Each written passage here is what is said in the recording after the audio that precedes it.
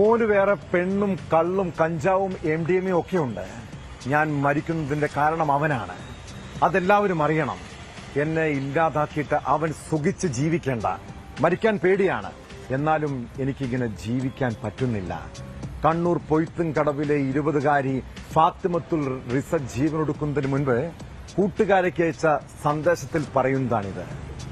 നെഞ്ചുനേറി അവൾ പറയുന്നതിനുണ്ട് വിവാഹശേഷം അനുഭവിച്ച ദുരന്തങ്ങളുടെ ആഴം.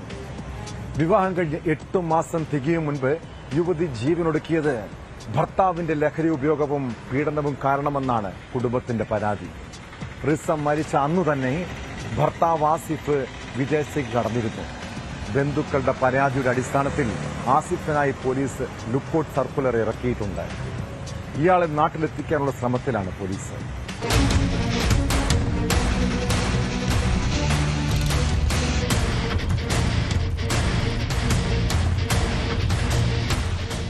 റിസയുടെ ആത്മഹത്യയിൽ ഭർത്താവിനും ഭർത്തൃവീട്ടുകാർക്കുമെതിരെ ഗുരുതര ആരോപണങ്ങളാണ് കുടുംബം ഉന്നയിക്കുന്നത്.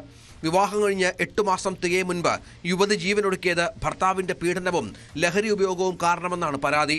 റിസയുടെ മുറിയിൽ നിന്ന് കിട്ടിയ ആത്മഹത്യാക്കുറിപ്പും കൂട്ടുകാരിക്ക് അയച്ച വാട്സപ്പ് സന്ദേശങ്ങളും തെളിവായി വീട്ടുകാർ ചൂണ്ടിക്കാട്ടുന്നു. താൻ നേരിട്ട മാനസിക ശാരീരിക പീഡനങ്ങളെക്കുറിച്ച് റിസ ഈ സന്ദേശങ്ങളിൽ പറയുന്നുണ്ട്. മരിക്കുന്നതിന്റെ കാരണം ആസിഫാണെന്നും അത് എല്ലാവരും അറിയണമെന്നും ഓഡിയോ സന്ദേശങ്ങളിൽ പറയുന്നു. ഓനെല്ലാ ചറ്റത്തരവും കളിക്കലുണ്ട്. ഓനക്ക് വേറെ പെണ്ണുമുണ്ട്. ഓനുള്ള കഞ്ചാവും കള്ളും എല്ലാം അടിക്കലും ഉണ്ട്. ആരെൻ്റെ പുറം നിൽക്കൂലാണ്. നമുക്കിങ്ങനെ കുറ്റം മാത്രം കേട്ടിട്ട് നിൽക്കാവുന്നില്ല. ഓൻ ചെയ്താലും അതിന് കുറ്റം നിൽക്കുന്ന ആ സംശയവും ഓൻ ചെയ്യുന്നതിനൊന്നുമില്ല. നിനക്കറിയില്ലാണ് എല്ലാം. ഞാൻ എന്നോടെല്ലാം പറയലില്ല. ജനുവരി 8-നായിരുന്നു റിസയുടെയും ആസിഫിന്റെയും വിവാഹം. തുടക്കം മുതൽക്കേ ഇരുവരും തമ്മിൽ പ്രശ്നങ്ങളുണ്ടായിരുന്നു. മുണ്ടേരി മൊട്ടയിലാണ് ആസിഫിന്റെ വീട്. ജൂൺ 28 രാത്രിയാണ് പൊയ്ത്തുംകടവിലെ സ്വന്തം വീട്ടിലെ കിടപ്പുമുറിയിൽ റിസയെ തൂങ്ങിമരിച്ച നിലയിൽ കാണുന്നത്. കുളിക്കാൻ പോയ റിസ ഏറെ നേരമായിട്ടും താഴെ നിലയിലേക്ക് വന്നില്ല. തുടർന്ന് പോയി നോക്കിയപ്പോഴാണ് മരിച്ച നിലയിൽ കണ്ടെത്തിയത്. മാർച്ചിൽ ഭർത്തൃവീട്ടിൽ വെച്ചും ആത്മഹത്യയ്ക്ക് ശ്രമിച്ചിരുന്നു. ആത്മഹത്യാക്കുറിപ്പ് നേരത്തെ മുറിയിൽ നിന്ന് കണ്ടെത്തിയിരുന്നു. കുറിപ്പിൽ ഭർത്താവിനെതിരെ ഗുരുതരമായ ആരോപണങ്ങളുണ്ട്. വിവാഹശേഷം വിദേശത്ത് ഭർത്താവിനൊപ്പം കഴിയവെയാണ് ആസിഫിന്റെ മയക്കുമരുന്ന് ഉപയോഗം റിസ മനസ്സിലാക്കിയത് എന്ന് ബന്ധുക്കൾ പറയുന്നു.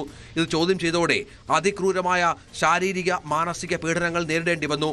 ഭർത്താവിന്റെ പീഡനം താങ്ങാനാവാതെയാണ് മകൾ മരിച്ചതെന്നാണ് മാതാപിതാക്കളുടെ ആരോപണം. റിസയുടെ മരണവിവരം അറിഞ്ഞ് വിദേശത്ത് നിന്ന് നാട്ടിലെത്തിയ ആസിഫ് കേസിന്റെ ഗതി മനസ്സിലാക്കി ദിവസങ്ങൾക്കുള്ളിൽ തന്നെ തിരികെ വിദേശത്തേക്ക് പോവുകയായിരുന്നു. ആദ്യഘട്ടത്തിൽ അസ്വാഭാവിക മരണത്തിന് കേസെടുത്ത വളപട്ടണം പോലീസ് യുവതിയുടെ ആത്മഹത്യാക്കുറിപ്പും സുഹൃത്തുക്കൾക്കയച്ച വാട്സപ്പ് സന്ദേശങ്ങളും പരിശോധിച്ച് ദിവസങ്ങൾക്ക് ശേഷമാണ് ഗാർഹിക പീഡനത്തിനും ആത്മഹത്യാ പ്രേരണയ്ക്കും കേസെടുത്തത്. ആസിഫിനായി പോലീസ് ലുക്കൌട്ട് സർക്കുലർ ഇറക്കിയിട്ടുണ്ട്.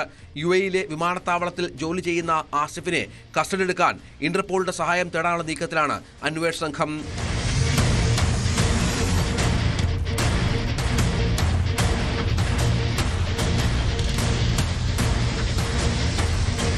ന്യൂസ് 18 കണ്ണൂർ. കൂടുതൽ വാർത്തകൾക്ക് news 18 Keralam YouTube channel subscribe ചെയ്യുക.